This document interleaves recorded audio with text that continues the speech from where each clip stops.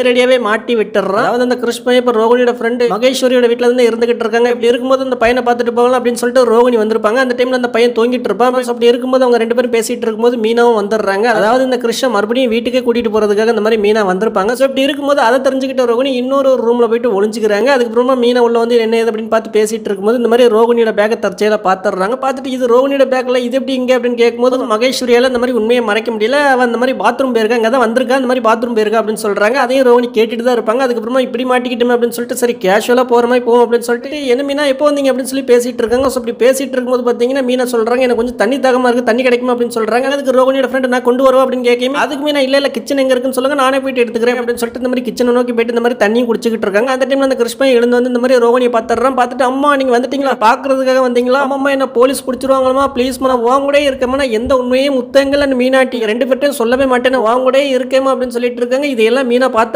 பார்த்துட்டு அடங்க குய்யால என்னடா இது அப்படின்னு பார்த்துட்டு இருக்காங்க. அதை பார்த்த ரோகிணி அவ்வளவுதான் முடிச்சு சோழி அப்படிங்கிற மாதிரி பார்த்துட்டு இருக்காங்க.